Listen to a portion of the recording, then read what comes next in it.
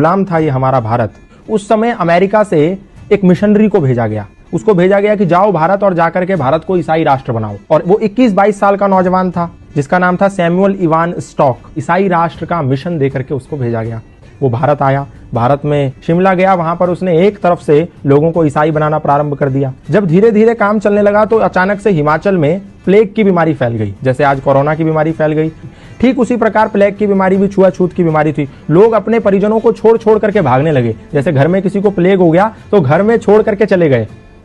तो ऐसे ही जब देखा सैमुअल इवान स्टॉक ने कि जब ऐसी परिस्थिति पैदा हो गई कि लोग अपने परिजनों को छोड़ छोड़ करके भागने लगे, उस समय वहां पर एक समाज सेवी थे जिनका नाम था पंडित रूलियाराम। वो पंडित रूलियाराम निस्वार्थ भाव से ऐसे लावारिस पड़े लोगों की सेवा कर रहे थे। तो सैमुअल इवान स्टॉक ने देखा कि पंडित रूलियाराम एक खाट के पास हैं जहां पर एक वृद्ध आदमी को लेटा हुआ है और वो प्लेग के मारे तड़प रहा है और उसके गले में एक गिल्टी हो गई है जिसके मारे उसको तड़पन हो रही है।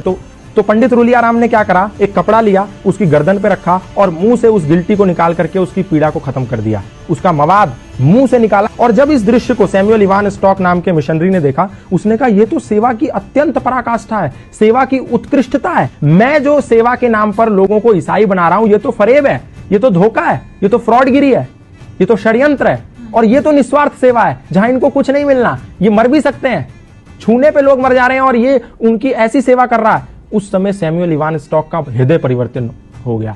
तो उनने पंडित रूलियाराम से कहा, सैमुअल इवान स्टॉक ने, कि ये क्या सिद्धांत है, कौन से ऐसे सिद्धांत हैं जिसके चलते आपके अंदर इतनी तन्मयता, इतनी तल्लीनता है लोगों की समाज की सेवा के प्रति। तो पंडित रूलियाराम ने कहा, ये सनातन धर्म के सार्वभौमिक सिद्धांत हैं जो हमें मानवतावाद का उपदेश देते हैं और मैं वही कर रहा हूं। संगच्छध्वम संवदध्वम संवो मनांसि जानताम सर्वे भवन्तु सुखिना सर्वे सन्तु निरामया के सिद्धांतों को पालन कर रहा हूं। तो सैमुअल इवान स्टॉक ने कहा, मैं भी ये सनातन धर्म के सिद्धांत जानना चाहता हूं। तो सैमुअल इवान स्टॉक को पंडित रूलियाराम ने सत्यार्थ प्रकाश दिया, द लाइट ऑफ ट्रुथ नाम की एक पुस्तक दी। बोला तुम ये पढ़ो और तुम्हें सनातन धर्म का पूरा सारांश पता चल जाएगा कि सनातन है क्या। सैमुअल इवान स्टॉक ने उस पुस्तक का अध्ययन किया। अध्ययन करने के बाद ऐसा हृदय परिवर्तन हो गया कि आया तो था वो भारत को ईसाई राष्ट्र बनाने, वो भारत को आजाद कराने की लड़ाई में कूद पड़ा। और जब वो लड़ाई में कूद पड़ा तो अंग्रेजों ने उसको जेल में बंद कर दिया। जेल में बंद कर दिया तो उसकी मुलाकात लाला लाजपत राय से हुई। जेल से निकल के आने के बाद उसने पंडित रूलियाराम से मिला और बोला कि मैं अब सनातन धर्मी बनना चाहता हूं और मैं अपना नाम भी, क्योंकि आपने जो मुझे सत्यार्थ प्रकाश दी थी, द लाइट ऑफ ट्रुथ, उसको पढ़ने के बाद मेरा हृदय सनातन की और श्रद्धा से भर गया है। तो मैं नाम भी अपना उसी सत्यार्थ प्रकाश से अभिप्रेरित होकर रखना चाहता हूं। अपना नाम सत्यानंद रखना चाहता हूं। और वो व्यक्ति सत्यानंद आर्य सन्यासी बन गया और भारत में रहकर के मृत्यु पर्यंत सनातन धर्म का प्रचार करता रहा। आप सोच के देखिए कि एक व्यक्ति जिसको भारत को ईसाई मुल्क बनाने के लिए भेजा गया था, लोगों के साथ छल कपट करके, वो व्यक्ति सनातन धर्म का प्रचारक बन गया।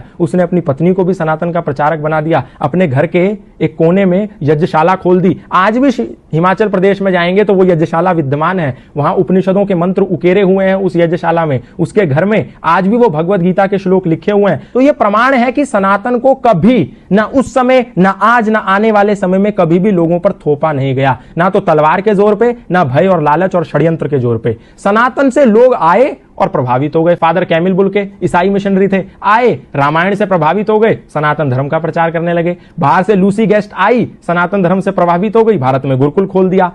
स्टैनफोर्ड की एक महिला आई, भारत में आके गंगा के पास बैठी, साध्वी भगवती सरस्वती बन गई। एक व्यक्ति स्विट्जरलैंड से पैदल भारत आ गया, 4 साल 18 मुल्क पैदा करते हुए। कोई गया था उसके कंधे पर बंदूक रखने और उसका नाम हो गया बैन बाबा। ऐसे बहुत सारे उदाहरण है, मैं बताऊंगा तो समय कम पड़ जाएगा। सनातन को कभी भी किसी पर थोपा नहीं गया। लोग आए, खुद बन गए। मौलाना महबूब अली खुद पंडित महेंद्रपाल आर्य बन गए। खूब सारे मौलाना, मतलब इमाम मस्जिद के, खुद सनातन धर्मी बन गए। हमने किसी को जोर नहीं दिया, किसी को जबरदस्ती नहीं करी, लोग आए और बन गए। तो इसमें हमारी क्या गलती है?